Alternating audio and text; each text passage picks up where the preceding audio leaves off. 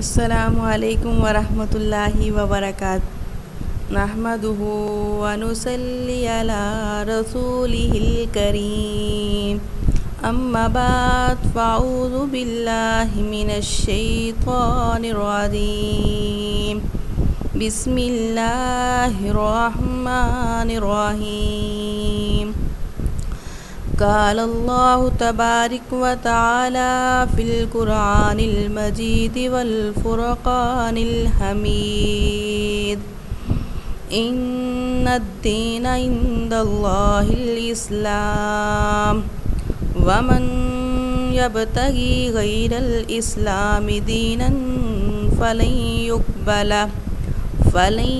يقبل منه وهو في الآخرة لمن الخاسرين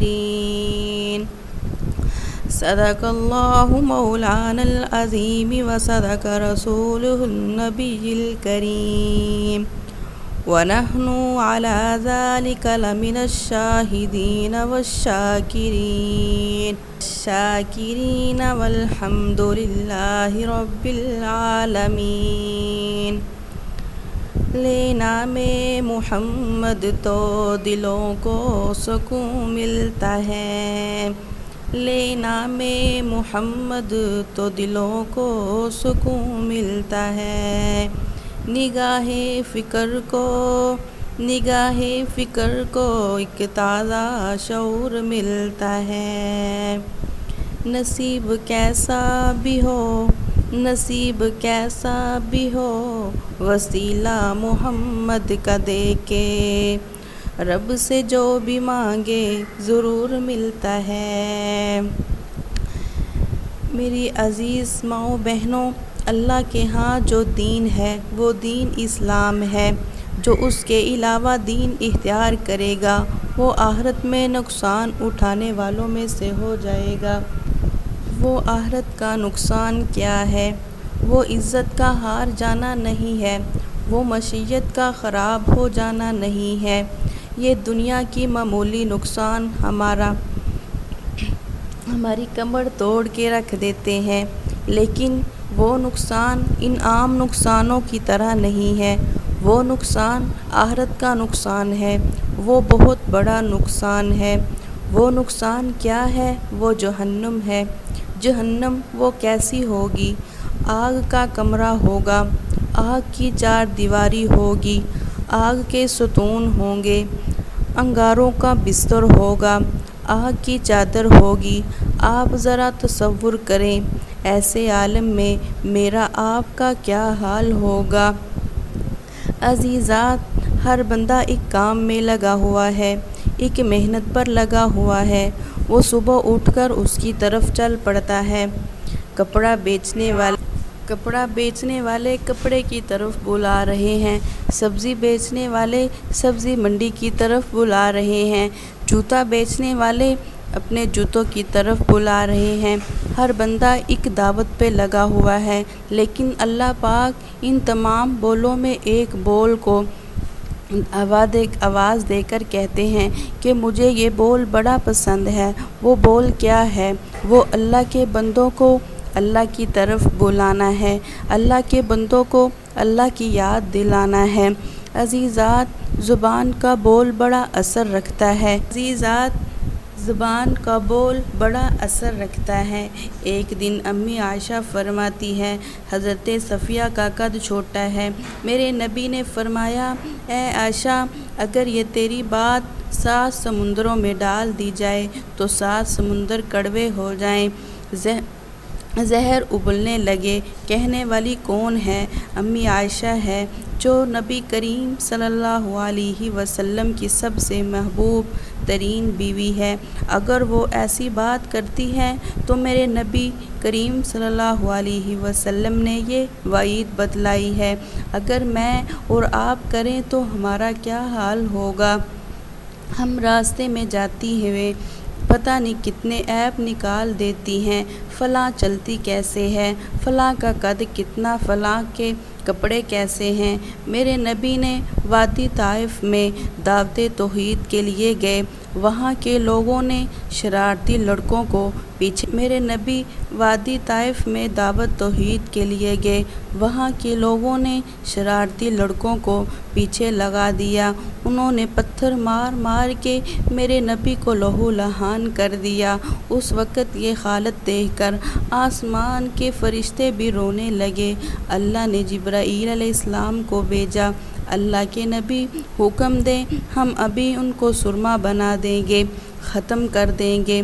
میرے نبی نے فرمایا نہیں، ان کو پتہ نہیں، چلو ان کی آنے والی نسل ہی ایمان لے آئے گی۔ ان کو بھی میرے نبی نے معاف فرما دیا۔ احد کے دن تیر آگے لگا، میرے نبی بے ہوش ہو گئے، گردن پیچھے کھڈا میں بھی بے ہوش ہو گئے، گردن پیچھے کھڈا تھا، گردن میں لگا، دانت مبارک شہید ہو گئے۔ جب ہوش آیا تو صحابہ کرام نے فرمایا، اللہ کے رسول صلی اللہ علیہ وسلم ان کے لیے بد دعا کریں۔ میرے نبی نے فرمایا نہیں، ان کو بھی معاف فرما دیا۔ جنہوں نے حضرت حمزہ کو قتل کیا وہ وحشی تھا۔ میرے نبی حضرت حمزہ کی وفات پر آواز سے روئے، ساری زندگی کبھی آواز سے نہیں روئے تھے، اور ان کے 70 دفعہ نماز جنازہ پڑھائی، لیکن قاتل مسلمان ہو گیا تو میرے نبی نے ان کو بھی معاف فرما دیا۔ حضرت حمزہ کے قاتل کو معاف کرنا کوئی آسان بات نہ تھی۔ میرے نبی نے فرمایا، حمزہ میرے چچا بھی ہیں اور میرا دوست بھی ہے۔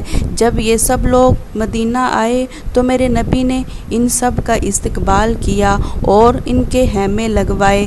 رات کو ان کے پاس جا کر ان سے گفتگو فرماتے تھے، لیکن زبان کا بول اتنا اثر رکھتا ہے۔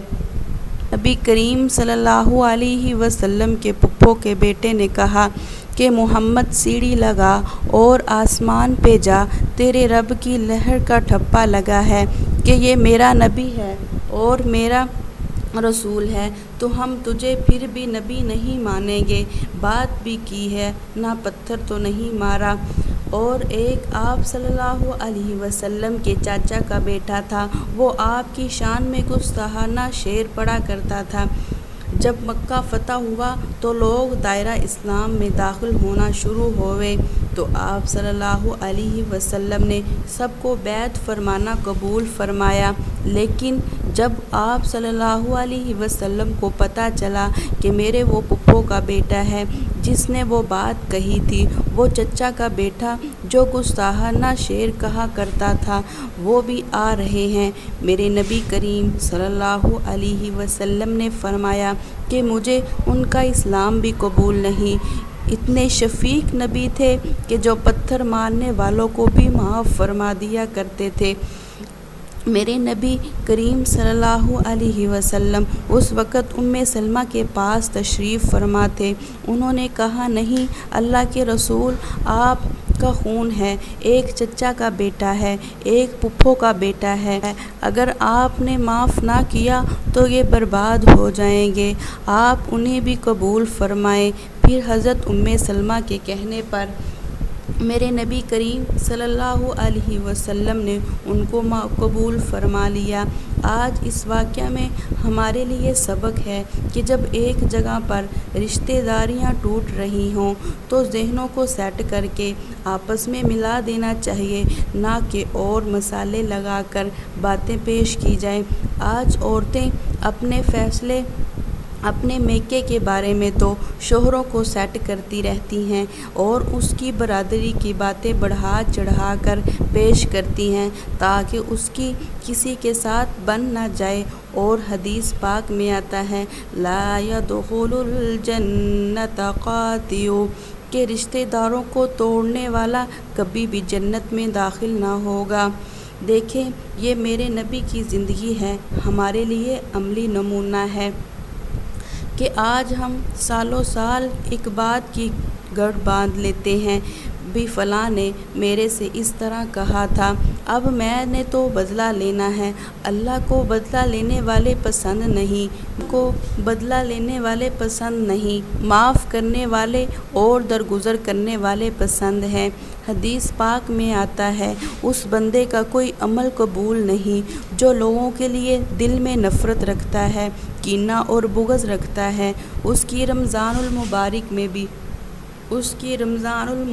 میں بھی بخشش نہیں ہوتی۔ جو کسی پر ایک الزام کا بول بولتا ہے، یعنی کسی میں وہ عیب نہیں لیکن وہ اس پر الزام لگاتا ہے، اللہ فرماتے ہیں وہ 100 سال بھی مصلی پر کھڑا رہے تو مجھے اس کی عبادت کی کوئی پرواہ نہیں ہے۔ اسی طرح میری عزیز بہنوں، بعض گمان بھی گناہ ہوتے ہیں۔ میرے نبی نے فرمایا، گمان سے بچو۔ آج کل عورتیں آرام سے کہہ دیتی ہیں، فلاں نے یہ بات کی ہوگی، فلاں نے یہ کہا ہوگا، فلاں نے اس کو بتایا ہوگا، فلاں نے ادھر کہا ہوگا۔ یہ سب لوگ گمان کی صورتیں بھی جب آپ نے آنکھوں سے دیکھا نہیں یا کانوں سے سنا نہیں تو یہ گمان دوڑانا بہت بڑا گناہ ہے۔ اعمال کا کوئی فائدہ نہیں جب تک ہم اپنی زبان کو کنٹرول میں نہیں رکھتے، کیونکہ زبان کا ایک غلط بول سارے اعمال اڑا کر رکھ دیتا ہے، ساری تہجدیں ضائع ہو جاتی ہیں۔ اگر ہم غیبت سے، چغل خوری سے بھی باز نہیں آتے، اللہ سے دعا ہے کہ اللہ ہم سب کو ہمارے پیارے پیغمبر کے بتائے ہوئے فرمان اور اخلاق کے مطابق چل کر زندگی بسر کرنے کی توفیق عطا فرمائے۔ میری عزیز ماؤں بہنوں، اللہ کریم کی جس قدر بھی تعریف کی جائے کم ہے۔ وہ اللہ جو پوری کائنات کو پالنے اور سنبھالنے والا ہے۔ میری عزیز ماؤں بہنوں، میں نے اس وقت سورۃ نساء کی پہلی آیت تلاوت کی ہے، وہ الفاظ جن میں مالک کائنات نے بڑا اہم مسئلہ بیان کیا ہے، وہ صلہ رحمی، قرابت کا ہے، تعلق اور رشتہ داری کا مسئلہ ہے، جو کہ اس دور میں بڑا اہم ہے۔ جب اللہ نے رشتہ داری کو بنایا تو رشتہ داری دہائی دی، اے میرے مولا تو مجھے کیوں بنا رہا ہے، میرے مولا تو مجھے کیوں بنا رہا ہے۔ اللہ نے فرمایا، میں نے اتنی مخلوق پیدا کی، میں نے اتنے جہاں بنا دیے، اگر تجھے بنا دیا تو کیا ہوا؟ تو رشتہ داری نے اللہ کی کمر پکڑ لی تو اللہ نے فرمایا، یہ کیا ہے؟ وہ بولی، اے میرے مولا یہی تو اللہ نے فرمایا، یہ کیا ہے؟ وہ بولی، اے میرے مولا یہی تو ایک جگہ ہے جہاں قطع رحمی سے پناہ پکڑی جا سکے۔ اب میں تیری بارگاہ چھوڑ کر کس کے سامنے فریاد کروں؟ دنیا مجھے توڑے گی، پامال کرے گی۔ مالک نے صلہ رحمی سے فرمایا، تو اس وقت اگر پسند نہیں کرتی تو میں اعلان کر کے کہتا ہوں، اے رشتہ داری غم نہ کر، پریشان نہ ہو، جو تجھے توڑے گا میں اسے اپنے آپ سے توڑ دوں گا، جو تیرے ساتھ پیار کرے گا میں اس کے ساتھ پیار کروں گا۔ تو میں عرض کرنے لگی کہ رشتہ داری بڑی نازک سے ٹوٹے جا رہے ہیں، چھوٹی چھوٹی باتوں پہ دنیا رشتہ داریاں چھوڑتی جا رہی ہیں۔ اللہ نے قرآن پاک میں فرمایا کہ رشتہ داری تو ان کو حق دو، مطلب یہ ہے کہ اگر کوئی رشتہ دار غریب ہو جائیں اس کا تم سہارا بنو، اپنی رشتہ داری کو ٹوٹنے سے بچاؤ، رشتہ داری کو جوڑنے کی کوشش کرو۔ اللہ نے فرمایا، یا ایھا الناس اتقوا ربکم الذی خلقکم من نفس واحدہ۔ اے لوگو، اس اللہ سے ڈر جاؤ جس اللہ نے ایک ہی جان سے مرد اور عورتیں پیدا کی، اس اللہ سے ڈر جاؤ۔ تم نام لے کر ایک دوسرے سے سوال کرتے ہو، تم قطع رحمی سے بچو۔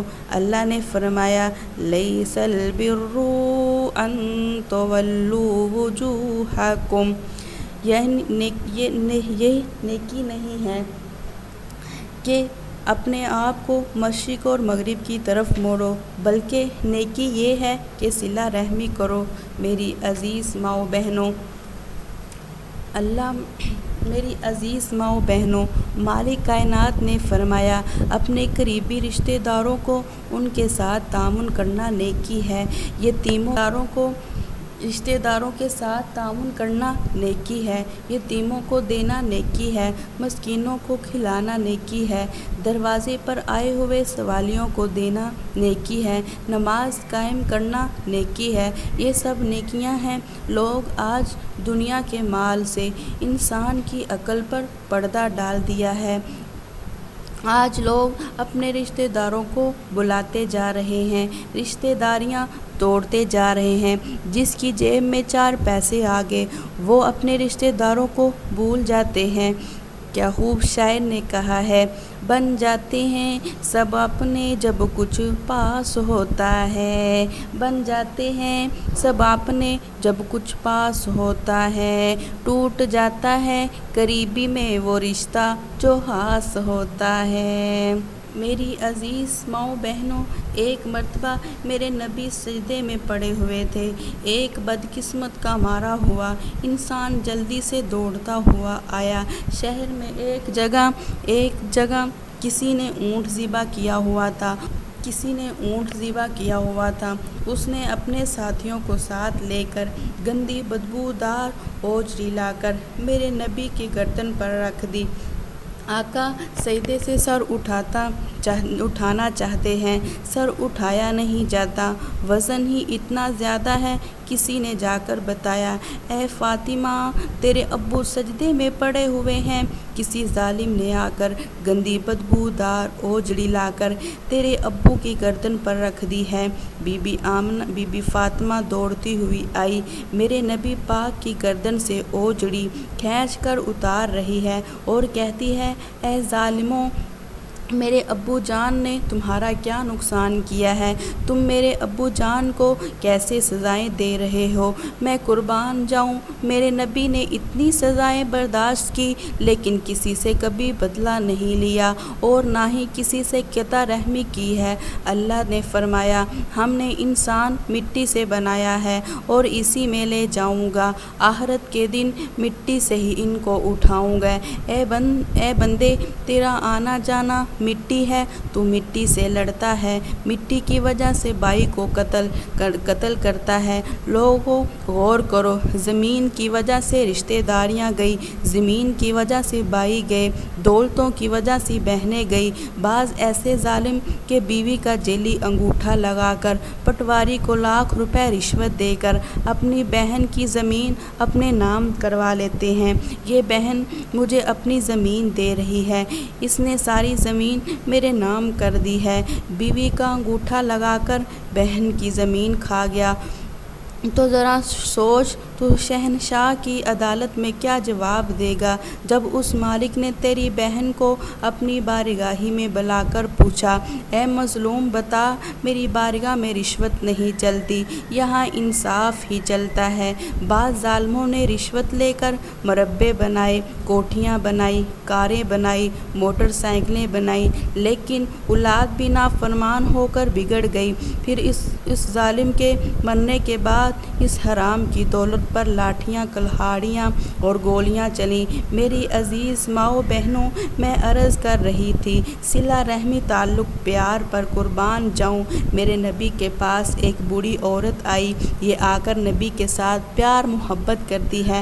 آپ صلی اللہ علیہ وسلم نے جلدی اٹھ کر اپنے کندھے مبارک سے چادر اتار کر بچھائی اور فرمایا، اماں جی یہاں تشریف رکھیے۔ صحابہ کرام حیران پریشان ہو کر عرض کرتے ہیں، آقا اماں آمنہ تو جدائی دے چکی ہے، یہ کون سی ماں ہے جس کے ساتھ اتنا پیار کر رہے ہو؟